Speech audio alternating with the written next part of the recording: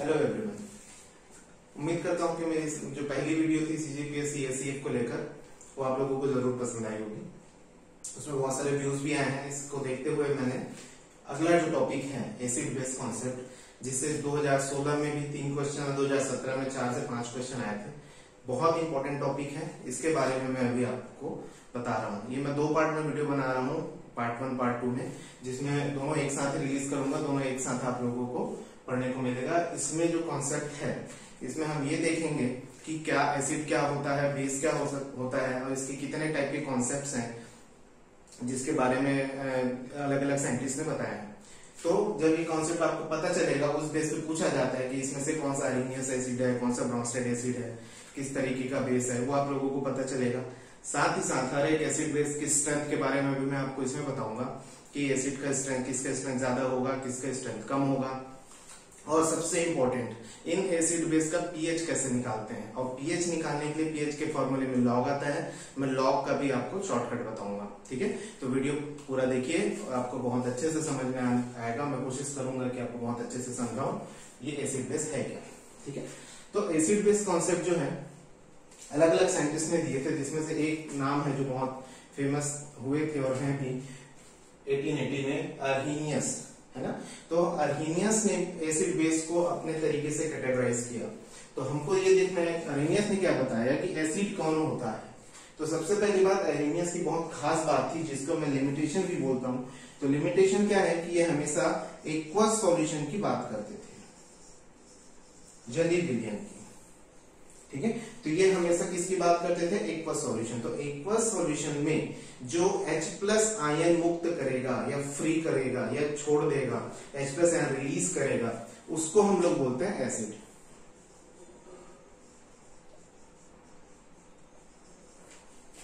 ठीक है, ध्यान से देखिए।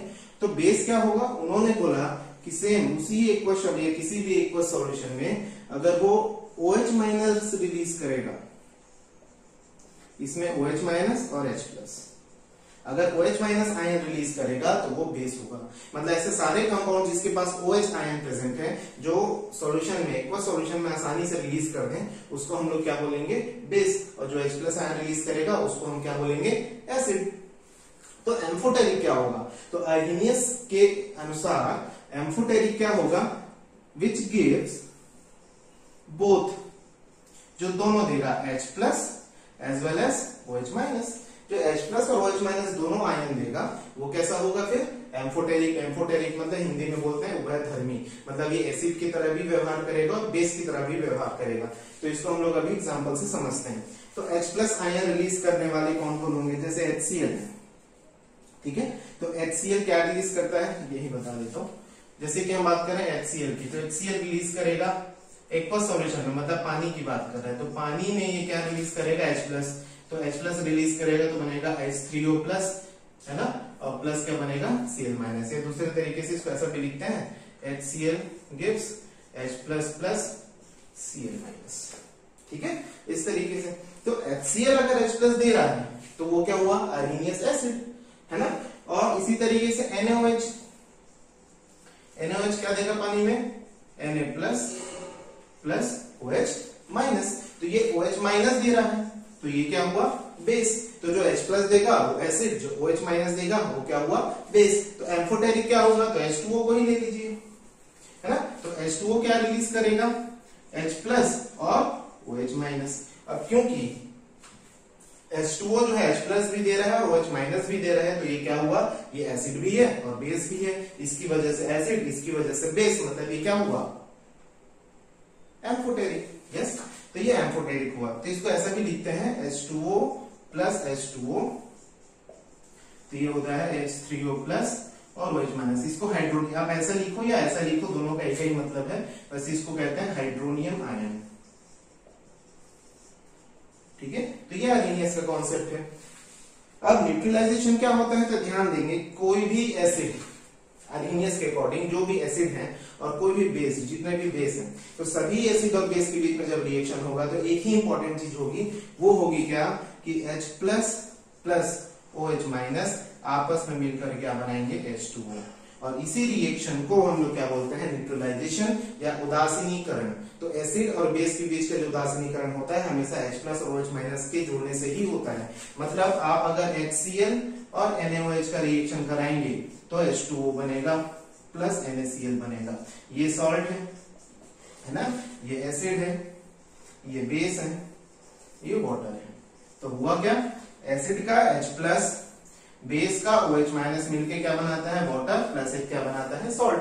एसिड कोई भी सा हो सकता है, बेस भी कोई भी सा हो सकता है। मान लो मैं बेस ले लेता हूं KOH, तो इस केस में क्या होगा, तो इस केस में भी बनेगा H2O क्योंकि इसका H+ और इसका OH- प्लस क्या बनेगा, KCl, है ना। तो इस तरीके से अर्हीनियस के अकॉर्डिंग एसिड जो है वो वही है जो H+ देंगे, बेस वो है जो OH- देंगे, और जो दोनों देंगे वो क्या है, एम्फोटेरिक। इससे जो क्वेश्चन आएंगे या आ सकते हैं, क्योंकि इस आए तो नहीं है, बट अगर इससे आ गए तो आपको कैसे करना है ये आप यहाँ से कर सकते हैं, है ना। लिमिटेशन क्या है, अर्हीनियस की प्रॉब्लम क्या थी, अर्हीनियस के इस कॉन्सेप्ट में कमी क्या है, तो कमी ये है कि ये केवल एक्वस सॉल्यूशन के बारे में बताता है।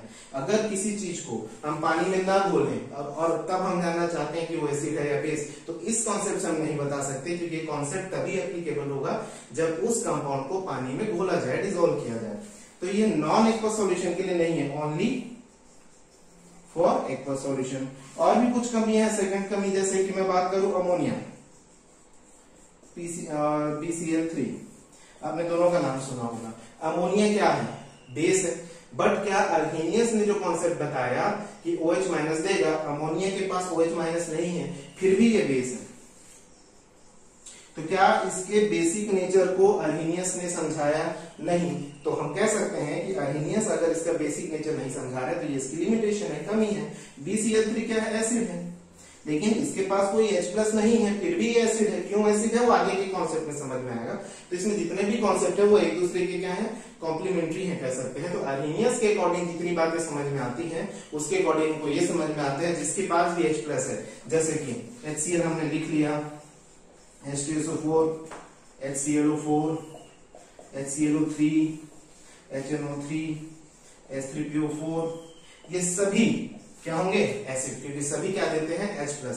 और बेस कौन होगा, NaOH, KOH, calcium hydroxide, magnesium hydroxide, barium hydroxide, ये सभी क्या होंगे, बेस होंगे अकॉर्डिंग टू अर्हीनियस। ठीक है, तो अगला जो कॉन्सेप्ट आता है एसिड बेस थ्योरी में अर्हीनियस के बाद, आई होप कि आपको अर्हीनियस का कॉन्सेप्ट समझ में आ गया है। बट इसकी जो कमी है, जैसे ये एसिड है, ये बेस है, इसके बारे में नहीं बता पा रहा, नॉन एक्वस सॉल्यूशन के बारे में नहीं बता पा रहा, तो उसकी कमियों को आगे हम देखते हैं कि वो कैसे ओवरकम होती है। तो इसके बाद सेकंड कॉन्सेप्ट जो है वो किसका है, नेक्स्ट कॉन्सेप्ट है ब्रॉन्स्टेड-लॉरी का कॉन्सेप्ट एसिड बेस में।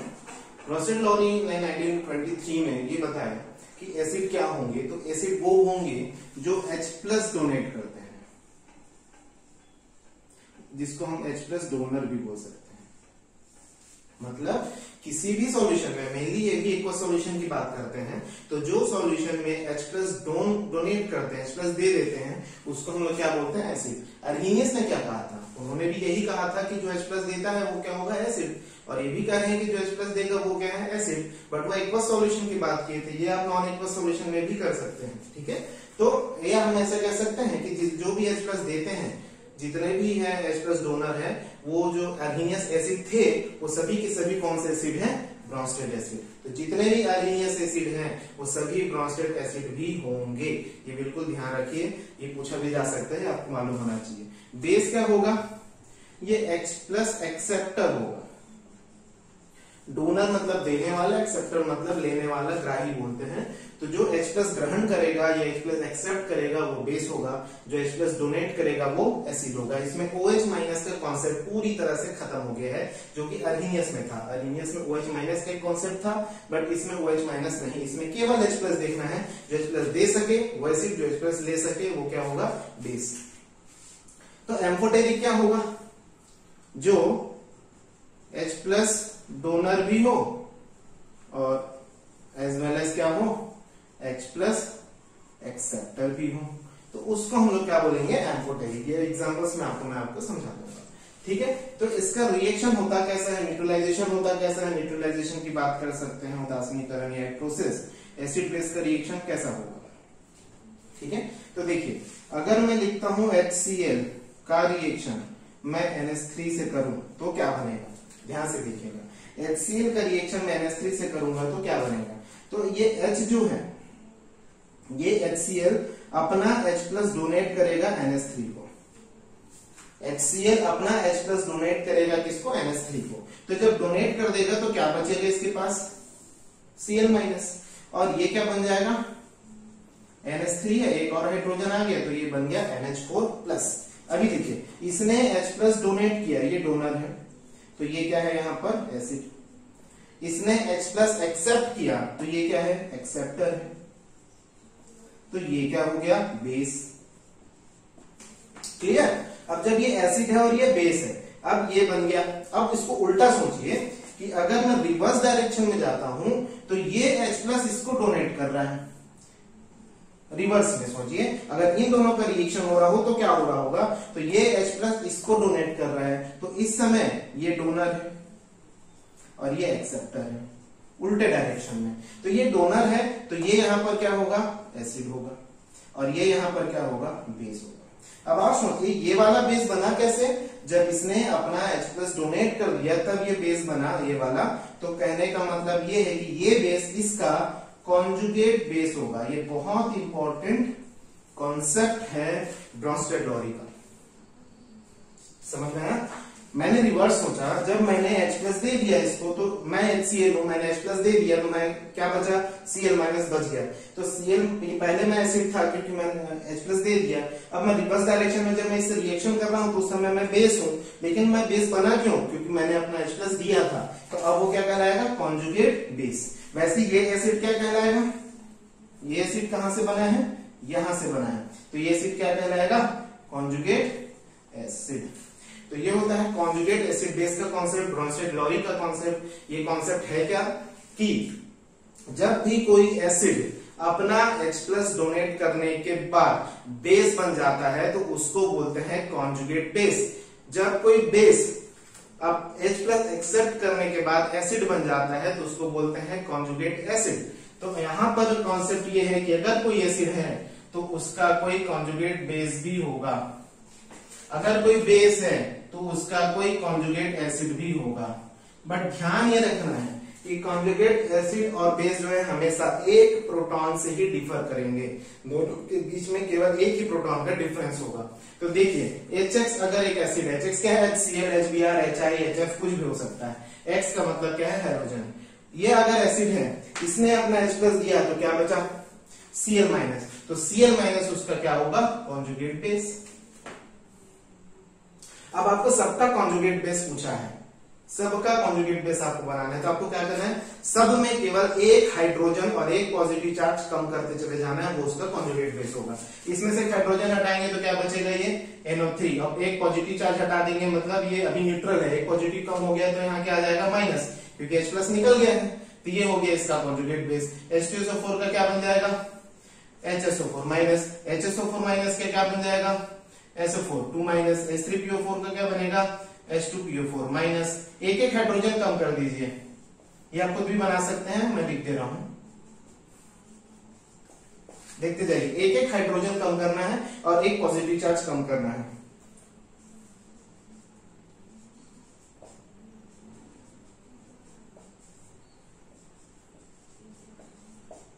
ये क्या है, फिनॉल है ना, तो C6H5O-, H2S क्या हो जाएगा, HS-।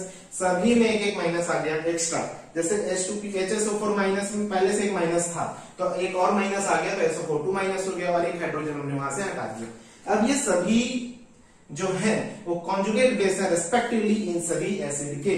अब यहाँ एक और कॉमन चीज है, वो देखिए किसकी बात कर रहे हैं हम लोग, एम्फोटेरिक। अर्हेनियस कॉन्सेप्ट के मुताबिक एम्फोटेरिक वो था जो H+ और OH- दोनों रिलीज करे, और वो केवल H2O था, और कोई कंपाउंड ऐसा नहीं है जो H+ OH- दोनों रिलीज करता हो। तो इसलिए हम कह सकते हैं कि वहां पर एसिड क्या था, एम्फोटेरिक कौन था, H2O। बट यहाँ जो एम्फोटेरिक है वो कौन होगा, तो यहाँ आप एम्फोटेरिक को जरा ध्यान से देखेंगे, इसमें से आप देखिए जो एसिड के साइड में भी हो और बेस के साइड में भी हो। यहां मैं अगर देखूं HSO4- एज एन एसिड यहाँ लिखा हुआ है, और वही HSO4- इसका कॉन्जुगेट बेस भी है। तो ये एसिड भी है और ये बेस भी है, मतलब ये क्या हुआ, एम्फोटेरिक। H2PO4 माइनस, यहाँ भी H2PO4 माइनस, एसिड के साइड में भी है, बेस के साइड में भी है।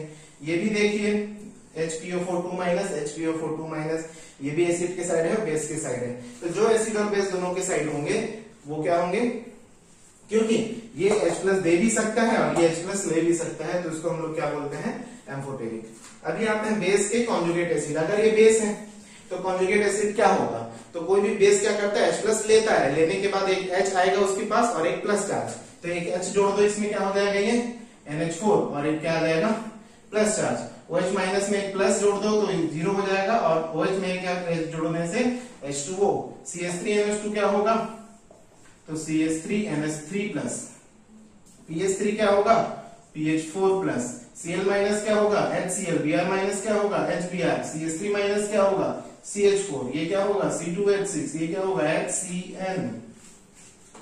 समझ में आया? तो ये सभी इनके कॉन्जुगेट एसिड हैं और ये सभी कॉन्जुगेट बेस है। तो कॉन्जुगेट एसिड बेस का जो कॉन्सेप्ट है ब्रॉन्स्टेड लॉरी ने दिया था, बहुत इंपॉर्टेंट कॉन्सेप्ट, इससे क्वेश्चन तो आने ही है, क्योंकि आए भी है 2017 में। इसका जो क्वेश्चन है मैं भी डिस्कस करूंगा सेकंड पार्ट में। तो ये बिल्कुल इंपॉर्टेंट है, इसको अच्छे से देख लीजिए, लिख लीजिए, इसको आप स्क्रीनशॉट ले लीजिए और इसको अपने कॉपी में नोट डाउन कर लीजिए। ओके, तो अब हम लोग बात कर रहे हैं third concept and most important concept, Lewis concept के बारे में।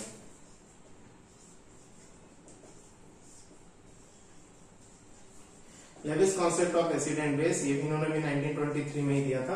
तो लेविस कॉन्सेप्ट क्या है, तो अकॉर्डिंग टू लेविस वो सभी कंपाउंड जो इलेक्ट्रॉन पेयर एक्सेप्ट कर सकते हैं, यहाँ H प्लस और OH माइनस का नाम खत्म, H प्लस OH का पॉइंट खत्म, यहाँ बात किसकी हो रही, जो इलेक्ट्रॉन पेयर, जिसको लोग लोन पेयर भी बोलते हैं, तो जो इलेक्ट्रॉन पेयर क्या कर सकते हैं, एक्सेप्ट कर सकते हैं, वो क्या होंगे, लेविस एसिड। और जो इलेक्ट्रॉन पेयर डोनेट कर सकते हैं वो क्या होंगे, Lewis base. According to Lewis acid क्या होंगे, जो इलेक्ट्रॉन पेयर एक्सेप्ट कर सकते हैं, तो बेस क्या होंगे, जो इलेक्ट्रॉन पेयर डोनेट कर सकते हैं। ठीक है, तो जो इलेक्ट्रॉन पेयर एक्सेप्ट कर सकते हैं, जो इलेक्ट्रॉन पेयर डोनेट कर सकते हैं, वो होगा एसिड और बेस की बात। न्यूट्रलाइजेशन की बात जब मैं इनकी करूं, तो न्यूट्रलाइजेशन जो होता है, एक एसिड और बेस, लेविस एसिड और लेविस बेस की बात कर रहा हूं मैं, यहाँ आर्हेनियस और ब्रॉन्स्टेड की बात नहीं हो रही है। तो लेविस एसिड और लेविस बेस की बात हो रही है। तो एक एसिड और एक बेस जब रिएक्ट करेंगे तो हमेशा एक कॉम्प्लेक्स बनेगा और इसको हम लोग कहते हैं एडेप्ट। क्या बोलते हैं, एडेप्ट। तो जब भी एसिड बेस रिएक्शन करेंगे लेविस वाले, तो वो हमेशा एक कॉम्प्लेक्स बनाते हैं जिसको एडेप्ट कहा जाता है। एग्जांपल्स मैं आपको बताऊंगा। तो हम लोग बात कर रहे थे कि कौन है जो लेविस एसिड होंगे और कौन है जो लेविस बेस होंगे। बहुत इंपॉर्टेंट और बहुत इजी कॉन्सेप्ट है, ध्यान से सुनिएगा। पहला, ऑल केटायंस, मतलब जितने भी टाइप के कैटायंस है, मतलब जिनके ऊपर पॉजिटिव चार्ज लगा हुआ है, वो सभी के सभी इलेक्ट्रॉन पेयर एक्सेप्ट कर सकते हैं। पॉजिटिव चार्ज का मतलब उसके ऑक्टेट का इनकम्प्लीट होना, उसके पास इलेक्ट्रॉन की कमी होना, और इलेक्ट्रॉन की कमी है तो वो इलेक्ट्रॉन क्या कर सकता है, ग्रहण कर सकता है। और जो इलेक्ट्रॉन ग्रहण कर सकता है वो क्या होगा, एसिड होगा। तो जितने भी कैटायंस जैसे कि H plus, Li plus, Na plus, K plus, जितने भी अल्काली मेटल है, अल्कलाइन अर्थ मेटल है, जैसे कि Ca2 plus, Mg2 plus, Cs plus, Ba2 plus, सभी प्लस वाले। ऑर्गेनिक में जैसे CH3 प्लस, C2H5 प्लस, जिनके पास भी प्लस चार्ज है वो इलेक्ट्रॉन पेयर एक्सेप्ट कर सकते हैं और उसको हम लोग क्या बोलते हैं, लेविस एसिड।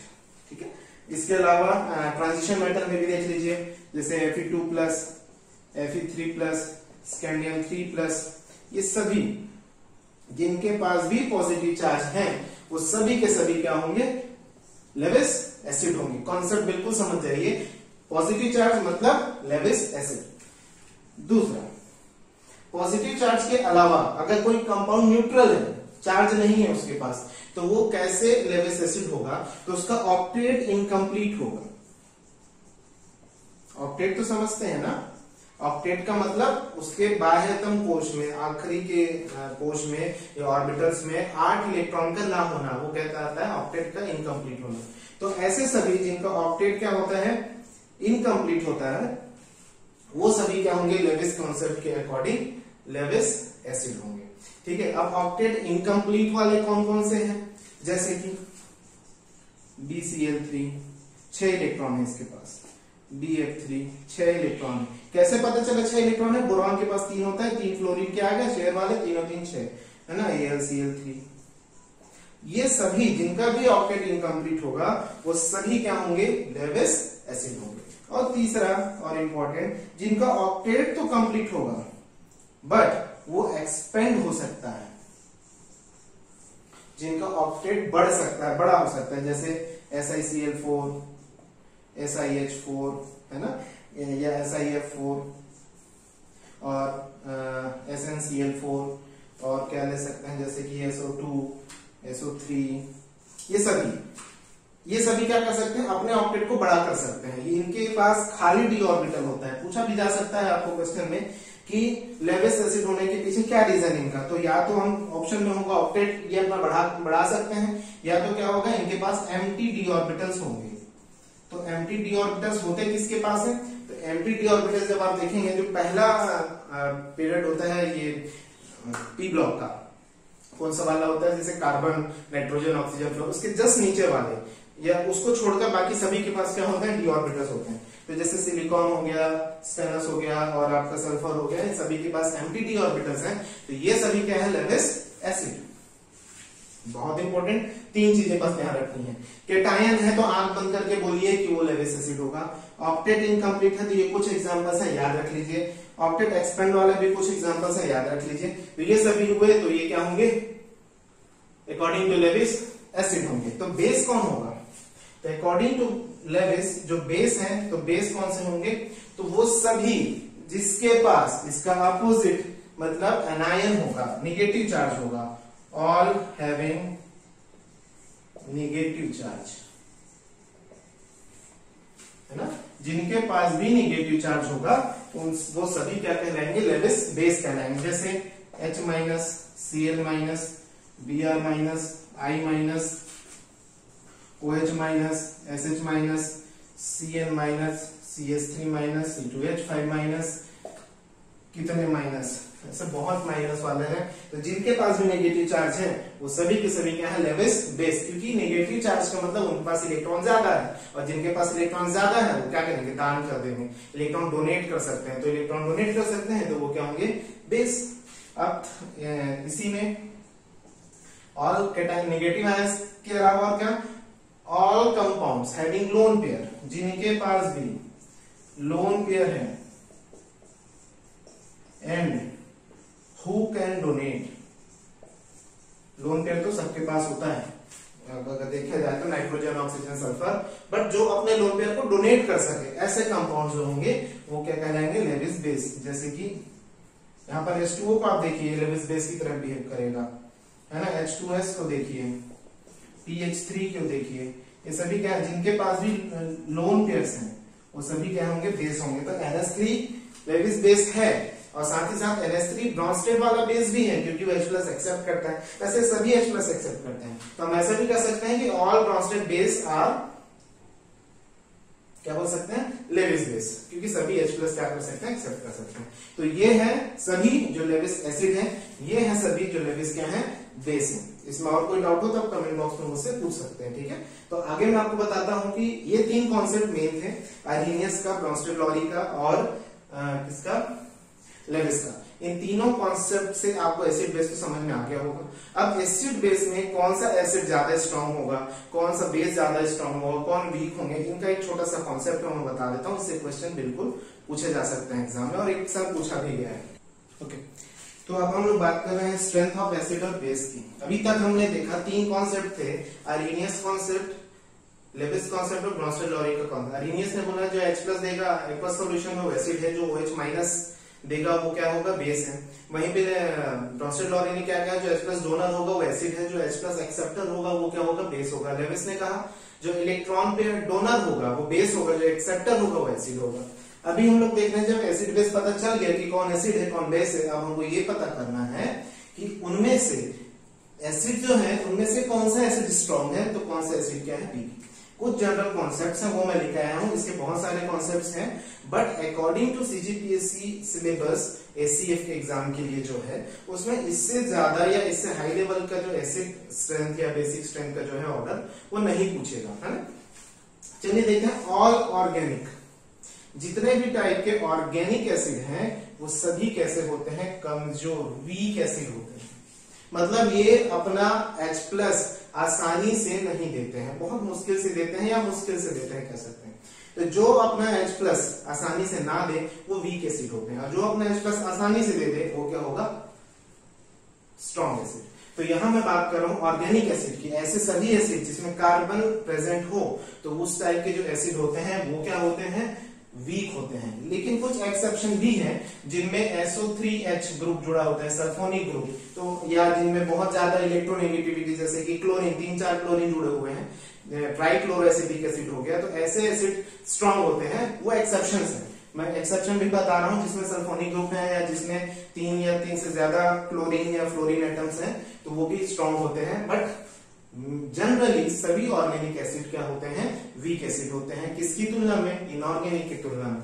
तो ऑल इनऑर्गेनिक एसिड्स, ऑर्गेनिक का भी मैं बताऊंगा एग्जांपल लेके, है ना। तो उसमें भी कॉन्सेप्ट ये है कि अच्छा एक कॉन्सेप्ट से 2017 में क्वेश्चन आया तो मैं यहाँ बता देता हूँ, -I इफेक्ट। -I का मतलब होता है कार्बन, ऑर्गेनिक कंपाउंड का एक अच्छा प्रॉपर्टी है ये, उनमें कोई ग्रुप्स होते हैं जो इलेक्ट्रॉन को अपनी तरफ खींचते हैं, तो जब वो इलेक्ट्रॉन को खींचेंगे, है ना, तो क्या होगा, उनका जो हाइड्रोजन जो जुड़ा हुआ है वो उसके इलेक्ट्रॉन को अगर खींचेंगे तो हाइड्रोजन के पास क्या आ जाएगा, पॉजिटिव चार्ज, इसके पास इलेक्ट्रॉन की क्या होगी, कमी, तो हाइड्रोजन वहां से आसानी से निकल जाएगा। तो हम कहते हैं कि अगर माइनस ग्रुप कुछ भी उसमें जुड़ा हुआ है जैसे क्लोरीन, फ्लोरीन, ब्रोमीन, इसलिए मैंने बोला जिनके पास क्लोरीन है वो ज्यादा स्ट्रॉन्ग होते हैं, -I ग्रुप के कारण इनका जो एसिडिक स्ट्रेंथ है वो बढ़ता है, एसिडिक स्ट्रेंथ बढ़ता है, ठीक है। Inorganic, all inorganic acids are strong acid, सोचने की बात ही नहीं है। जैसे कि अभी यहाँ लिखा हुआ है HClO4, HClO3, कहीं भी कार्बन है नहीं है, ये C क्लोरीन है ना, Cl है, ये HF, HCl, HBr, HF, ये सभी क्या होते हैं, स्ट्रॉन्ग एसिड होते हैं। HNO3, H2SO4, आप लोग जानते हैं H3PO4, इन एसिड्स के बारे में, ये सभी एसिड्स क्या हैं, स्ट्रॉन्ग एसिड्स हैं। तो all inorganic acids are strong, HCl हो गया, HNO3 हो गया, है ना, H2SO4 हो गया, छोटा दिख रहा होगा आप लोगों को, बट मैं बोल भी रहा हूं साथ में, तो ध्यान देंगे इस टाइप के जो एसिड इनऑर्गेनिक होते हैं वो सभी के सभी क्या है, स्ट्रॉन्ग होते हैं। Oxides of non metal are generally acid, जितने भी नॉन मेटल्स हैं इनके जो ऑक्साइड्स होते हैं वो क्या होते हैं, एसिड होते हैं, है ना।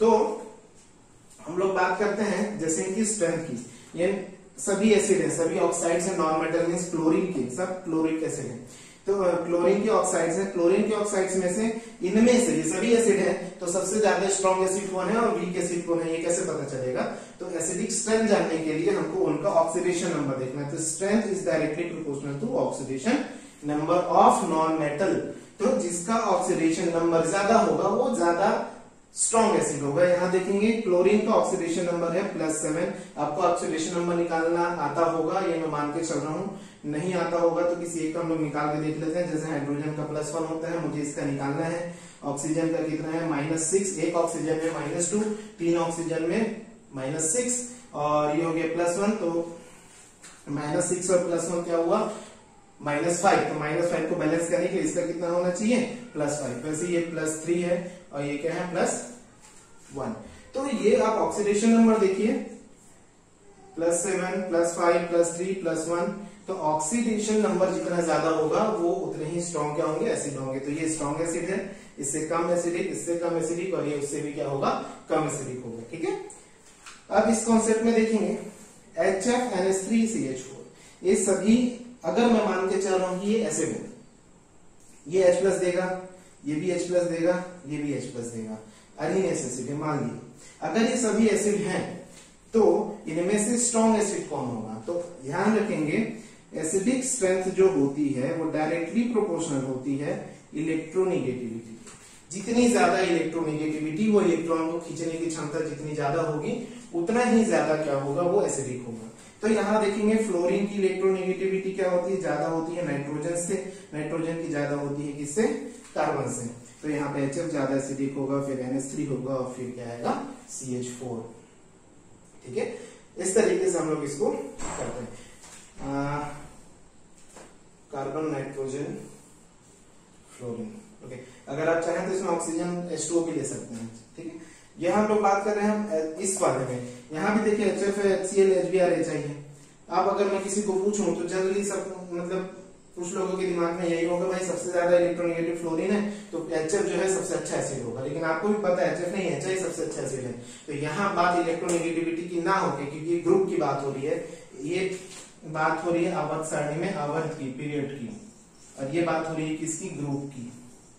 तो ग्रुप में जब हम ऊपर से नीचे आते हैं बॉन्ड लेंथ ज्यादा होती है, जैसे HF की बॉन्ड लेंथ इतनी है, HCl की इतनी है, HBr की इतनी है और HI की इतनी है। तो आप ही सोचिए कौन सा H आसानी से टूटेगा, आसानी से बाहर निकलेगा, ये लंबा है, बॉन्ड लेंथ ज्यादा है, तो H आसानी से टूटेगा, आसानी से ब्रेक होगा, तो HI बहुत अच्छा एसिड होगा। तो यहाँ पर हम कह सकते हैं एसिडिक स्ट्रेंथ डायरेक्टली प्रोपोर्शनल है किसके, बॉन्ड लेंथ के। जितना ज्यादा बॉन्ड लेंथ होगा वो उतना ही अच्छा एसिड होगा। This is the order. इस ऑर्डर से भी क्वेश्चंस पूछे जा सकते हैं, बहुत इंपॉर्टेंट है, देख लीजिए इसको। उसके बाद आता है oxides of non metal, sorry oxides of metal. Metal के जो ऑक्साइड्स हैं जनरली S ब्लॉक के, जैसे कि sodium, potassium, beryllium, magnesium, calcium, इनके जो ऑक्साइड्स होते हैं दे आर बेस, और ऐसे वैसे बेस नहीं, they are actually strong base. ये सभी क्या करते हैं, वाटर में जब हम इनको डिसॉल्व करते हैं तो ये हाइड्रोक्साइड्स देते हैं, इसलिए हम इनको क्या बोलते हैं कि दे आर बेस, है ना, बेस की तरह बिहेव करते हैं। ये भी Na2O, MgO, Al2O3 और ये भी क्या है, बेस है। अब इसमें ऑर्डर देखेंगे, सोडियम, इसमें कॉमन क्या है, ऑक्सीजन, ये सोडियम है, ये मैग्नीशियम है और ये एल्यूमिनियम है। अब ये देखना है कि सोडियम, मैग्नीशियम, एल्यूमिनियम में क्या चीज है जो अनकॉमन है, या क्या ऐसी प्रॉपर्टी है जिसको हम क्या कर सकते हैं, कंपेयर कर सकते हैं। तो कंपेयर कीजिए, सोडियम में मैग्नीशियम और एल्यूमिनियम ये एक ही आवर्त के, आवर्त सारणी में पीरियोडिक टेबल में एक ही पीरियड के एलिमेंट्स हैं।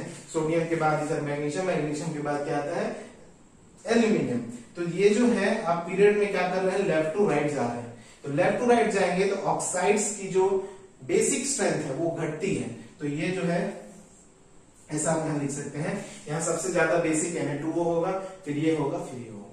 वहीं पे हम जब इनके बेसिक स्ट्रेंथ की बात कर रहे हैं ग्रुप में, ये बात हो गई पीरियड में। हम ऐसा कह सकते हैं जब हम ऐसा जाते हैं तो डिक्रीज होता है, जब नीचे आते हैं तो इंक्रीज होता है।